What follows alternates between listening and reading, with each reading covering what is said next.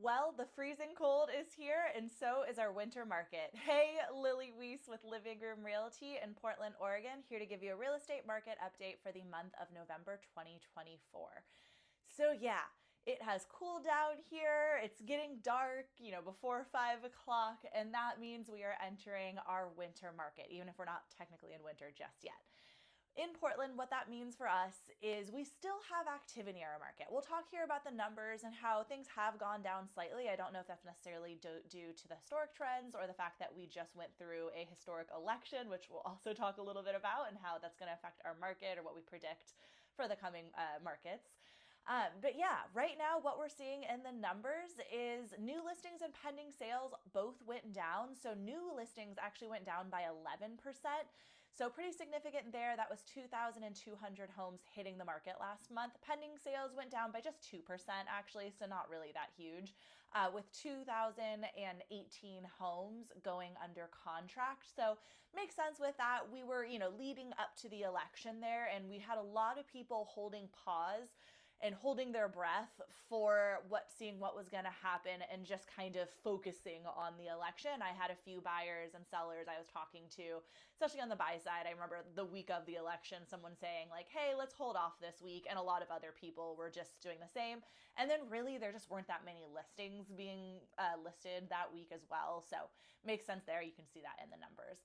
Interestingly enough, though, we did see sold homes increase by a pretty good amount. So 16% with 1,975 homes going to new homeowners. So good to see there. That makes sense, though. If we're looking at sold home data, we're typically looking at least 25 to 30 days in the past. So this is data already from last month, and then you're going to look 30 days backwards from there, as most transactions are about that amount of time. And makes sense with that we were still, entering out of the summer, and I guess we're in the fall market then, but that was probably when we had that very, very short window of time where there were talks of lower interest rates, and we saw a short period of time where lower interest rates did lower and it was big in the news. We saw a lot of activity come from buyers from that. So that's where I would guess that came from. Interestingly, with that as well, makes sense. We actually saw inventory go back down. So if you watched last month's video or paid attention to the market, you would have seen that we saw a huge amount of inventory. Again, I was getting told by people who weren't even buying or selling a home right now, like, wow, it feels like there's a lot of homes on the market. They're just out on their street and noticing a lot of for sale signs. You were not imagining things. There were a good deal of homes on the market. And by the way, there still are. Last month, we saw inventory at 3.5 months. Now we're just down to 2.9 months, which means if no new homes were to go on the market based on current demand, we would be out of homes in just under 3 months. So compared to where we've been in the last few years, again, that's a pretty high amount of homes. We struggled to keep 2 months of inventory on the market during the peak in, the 2021, 2022 market. So good for you home buyers to know there's a lot of options out there for you. So let's go into that. What can you expect in the current market, in the winter market, and post-election market? So obviously when it comes to post-election stuff, happy to chat with you more on that, what that means for your particular needs. What I'll just say for now is, there's lots of talks about what's going to happen. We can't really predict much, obviously, especially with the administration that is coming in.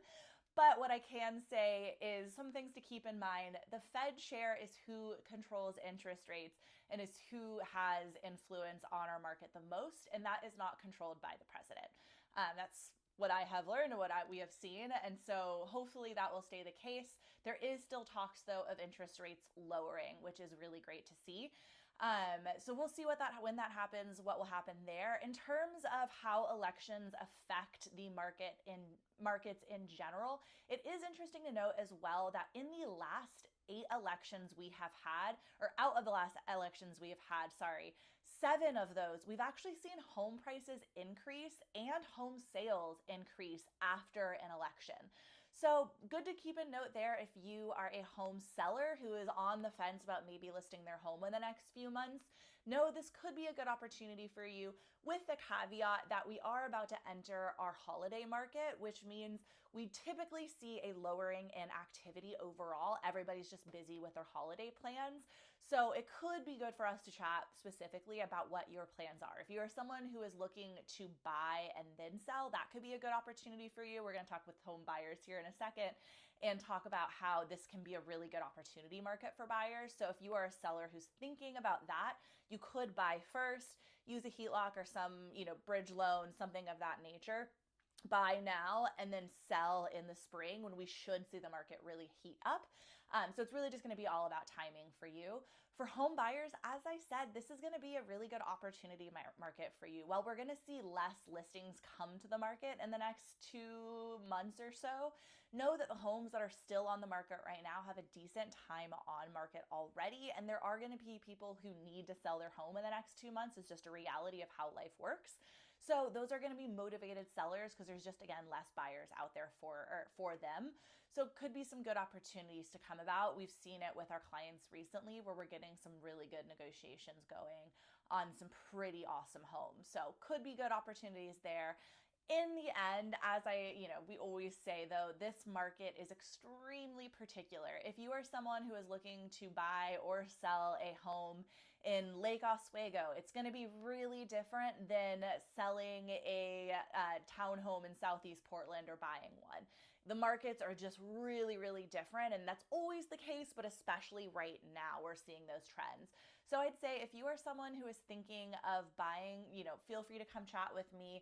Same thing if obviously you're looking to sell. I will note too for you buyers, it could be a interesting spring where I don't want to make any big predictions here, obviously with everything that's going on, but I would say while this market, there is a lot of opportunities, keep in mind too, we could see things really, really pick up in the spring, especially obviously if we do see interest rates decrease at all. But I think there's been a lot of pent up activity that hasn't happened either way, whether it's due to the election, interest rates, what have you, that come spring, we could see things get really busy. So just wanted to make sure I was kind of rounding up there and realized I should note that to you buyers. So yeah, but again, with all of that, come talk with me if you have any questions, are thinking about making plans to either buy or sell here in the next 2 months as we wrap up the year, or obviously if you're looking to make plans into 2025. I would highly recommend we start talking now. I'll have people come to me and say, oh, sorry, we're not looking to make any moves for a few months or even, half a year, but we just figured we'd come chat with you. I'm like, amazing. Let's start talking now.